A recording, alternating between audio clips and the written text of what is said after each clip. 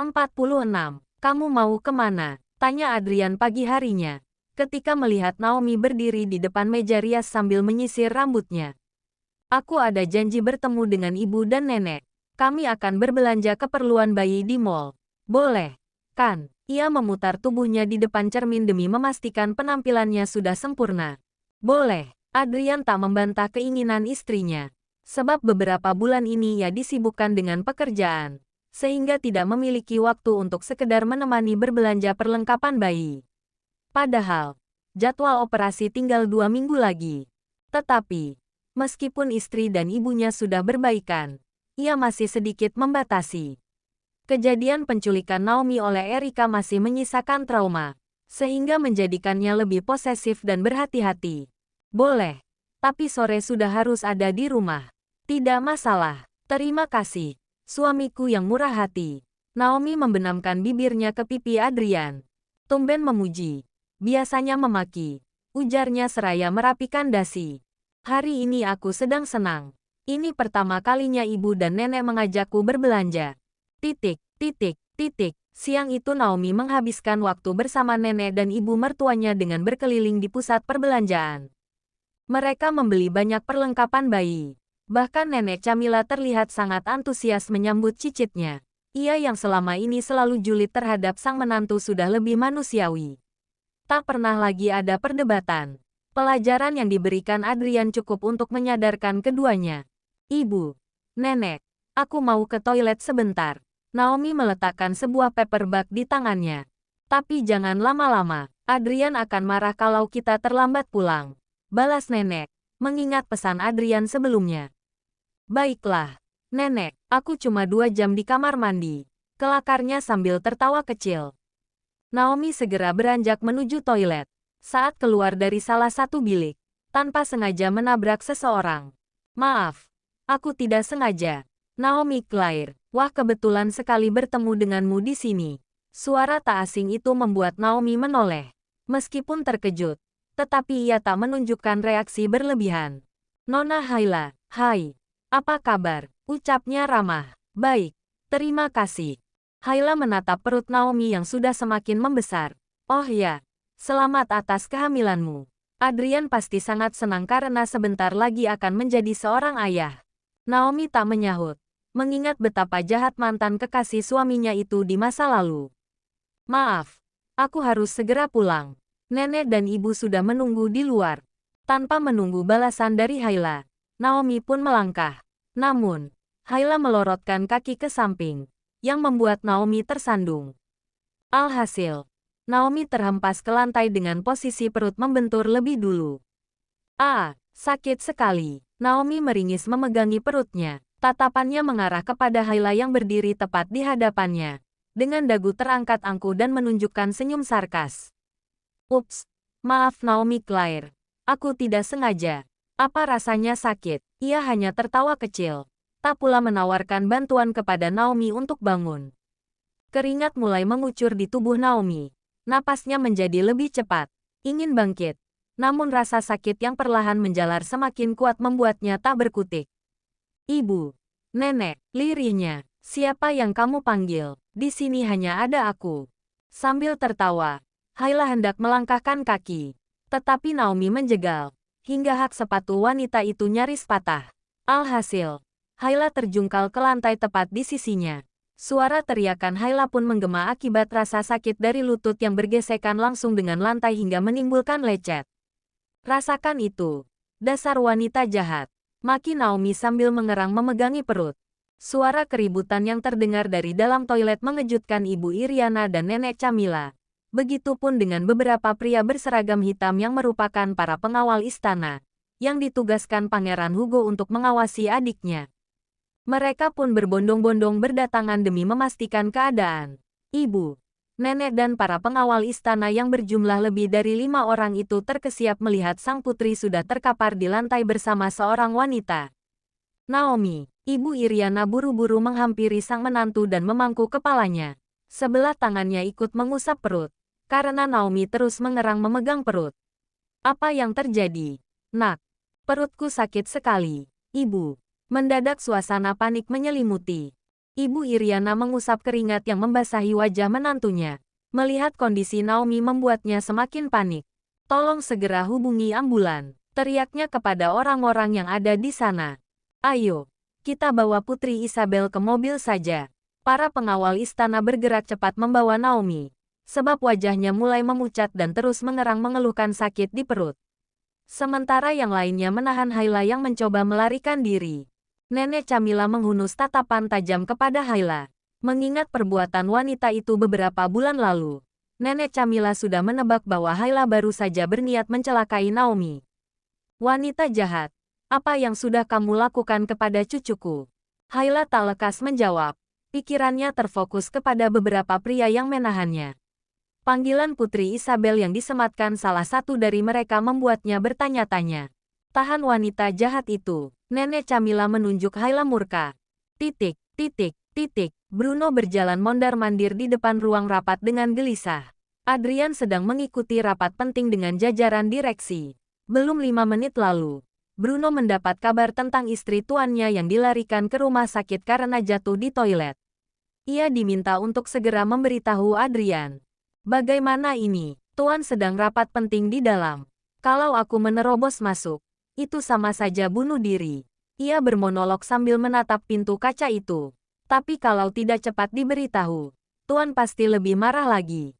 Pria itu bahkan tak berani membayangkan akan semarah apa tuannya jika diberitahu tentang berita ini. Bruno menarik napas dalam demi mengumpulkan keberanian. Kemudian menatap pintu kaca itu dengan penuh keyakinan. Aku harus segera memberitahu Tuan. Jika tidak gajiku taruhannya. Sambil menahan napas, ia mengetuk pintu kaca. Kemudian mendorong pelan hingga memberi celah baginya untuk menatap suasana di dalam. Adrian tampak berdiri dengan gagah di depan semua anggota rapat sambil menjelaskan sesuatu. Sementara yang lain terfokus menatapnya. Permisi, Tuan. Maaf mengganggu, ucap Bruno ragu. Perhatian Adrian sekilas teralihkan kepada sang sopir dan menatap penuh tanya. Ini adalah pertama kalinya Bruno berani mengganggu saat ada rapat penting. Ada apa? Bruno tampak sudah gusar. Perlahan kakinya melangkah masuk dan menghampiri sang bos. Lalu, membisikkan sesuatu. Tuan, saya barusan mendapat kabar bahwa Nona Naomi. Ada apa dengannya? Nona Naomi jatuh di toilet di mall. Sekarang sedang dibawa ke rumah sakit. Sepasang manik Hazel Adrian melebar. Dadanya bergemuruh. Berkas di tangannya jatuh tanpa terasa. Tanpa mengucapkan sepatah kata pun. Ia berlari meninggalkan ruang rapat. Dunia Adrian seperti terhenti saat ini. Apa yang disampaikan Bruno beberapa menit lalu membuatnya seperti kehilangan kemampuannya untuk berpikir. Amarah, ketakutan dan khawatir bercampur menjadi satu. Sementara Bruno yang duduk di kursi kemudi sesekali melirik kaca spion. Dari sana ia dapat melihat tuannya yang sangat gusar. Pria itu bahkan sedang menjambak rambut karena rasa frustrasi yang semakin menggila. Ke rumah sakit mana mereka membawa Naomi? Tanyanya dengan suara gemetar. Rumah sakit pilihan keluarga kerajaan. Tuan, jawab Bruno yang mulai menyalakan mesin mobil. Kereta besi pun melesat cepat membelah padatnya jalan sore itu. Bruno harus beberapa kali mendengar umpatan dari pengendara lain. Karena menyalip hingga hampir menabrak. Adrian terus memaksa menambah kecepatan. Bagaimana Naomi bisa jatuh di toilet? Apa tidak ada yang menemaninya? Ibu, nenek, Matilda dan Laila. Bukankah aku menitipkan Naomi kepada mereka sebelum berangkat? Deretan pertanyaan menuntut itu membuat Bruno kehilangan nyali. Bukan hal mudah menghadapi kemarahan seorang Adrian Marks. Kalau itu, Bruno menjeda ucapannya dengan tarikan napas seraya melirik kaca spion. Namun, sepasang mata yang menghunus tajam di belakang itu kembali membuat nyalinya ciut. Setidaknya, ia harus tetap fokus mengemudi. Apa? Sentak Adrian. Menurut informasi yang diberikan Laila, Nona Naomi bertemu dengan Nona Haila di toilet. Nona Naomi terjatuh karena dijegal oleh Nona Haila dan mengalami kontraksi. Rahang Adrian mengeras. Tangannya terkepal kuat.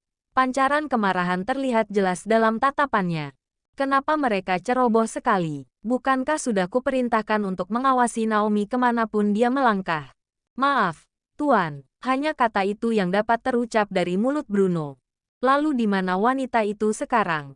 Meskipun suara Adrian terdengar datar, tetapi cukup untuk membuat tubuh Bruno meremang. Sudah diamankan pengawal, sekarang sedang menjalani pemeriksaan. Adrian memijat pangkal hidung, matanya terpejam, kemudian mengusap wajah dengan telapak tangan. Bukan kemarahan keluarga kerajaan yang membuatnya begitu khawatir, tetapi kondisi Naomi setelah terjatuh. Ia hanya berharap istri dan kedua anaknya selamat. Kurang dari 30 menit, mobil yang dikemudikan Bruno sudah tiba di sebuah rumah sakit, yang kata Bruno merupakan rumah sakit pilihan keluarga kerajaan. Setiap anggota keluarga kerajaan yang sakit akan dirawat di rumah sakit ini. Baru saja Bruno akan turun untuk membukakan pintu mobil, Adrian sudah keluar lebih dulu. Membanting pintu mobil dan berjalan dengan tergesa-gesa menuju lobi rumah sakit. Naomi di ruangan mana? Adrian menghentikan langkahnya sesaat dan menatap Bruno yang berjalan di belakangnya. Saya belum tahu, Tuan. Tadi saat Layla menghubungi saya, mereka masih dalam perjalanan ke rumah sakit. Baiklah, Adrian mempercepat langkahnya. Pintu kaca otomatis itu langsung terbuka ketika Adrian dan Bruno mendekat. Dua pria itu pun langsung menuju ruang informasi untuk menanyakan keberadaan Naomi. Permisi, Nona. Pasien atas nama Naomi Claire ada di ruangan mana? Tanya Bruno. Wanita berpakaian putih itu menyambut dengan senyum ramah. Sebentar, Tuan. Saya akan periksa dulu, ucapnya. Lalu mengalihkan pandangan pada layar komputer. Maaf, Tuan, tidak ada pasien atas nama Naomi Claire. Adrian dan Bruno saling pandang penuh tanya. Untuk beberapa saat Adrian terdiam hingga menyadari sesuatu. Maksudku, di mana ruangan tempat Putri Isabel dirawat? Tanyanya kemudian. Putri Isabel, wanita itu tampak terkejut, lalu menatap Adrian dan Bruno penuh selidik. Maaf. Anda ada keperluan apa dengan Putri Isabel? Pertanyaan itu membuat Adrian kesal setengah mati. Haruskah ada alasan untuk menemui istrinya sendiri? Jika saja tidak mengingat posisinya sekarang, ia pasti sudah memaki wanita itu. Aku suaminya, jawabnya nyaris membentak. Wanita itu berjingkat. Wajahnya seketika berubah pucat. Menyadari keadaan, Bruno pun memberi wanita itu sebuah isyarat dengan lirikan mata. Maafkan saya, Tuan. Saya tidak mengenali Anda. Pihak keluarga kerajaan sangat membatasi pembesuk untuk Putri Isabel. Kami tidak diizinkan memberi informasi apapun kepada sembarang orang. Bruno pun berusaha menjadi penengah setelah melihat pancaran kemarahan tuannya. Baiklah, Nona. Jadi, Putri Isabel ada di ruangan mana? Untuk saat ini Putri Isabel masih berada di Lindowing. Para dokter ahli sedang mempersiapkan tindakan operasi. Informasi itu membuat sendi-sendi Adrian terasa lemas. Keringat mulai terlihat di kening. Baik, terima kasih, Nona, ucap Bruno, dengan menunjukkan senyum ramah. Dua pria itu segera bergegas menuju sebuah ruangan privat super mewah yang diinformasikan. Adrian merasakan lemas pada tungkai kakinya menuju tempat istrinya dirawat. Dadanya bergemuruh hebat. Tak ada perasaan lega sedikit pun sebelum memastikan sendiri istrinya ditangani oleh dokter yang tepat. Melewati ruangan khusus, Adrian menatap beberapa pria berseragam hitam. Mereka serentak membungkuk hormat saat pria itu mendekat, kemudian membukakan pintu masuk. Silahkan, Tuan, Putri Isabel ada di dalam. Baru saja kaki Adrian melangkah masuk, penglihatannya sudah menangkap nenek Camilla terduduk lemas di sebuah sofa. Ayah mertuanya pun terlihat duduk di tempat yang sama. Namun, satu hal yang pasti, tatapan menghujam Pangeran Hugo menjadi sambutan pertama bagi Adrian.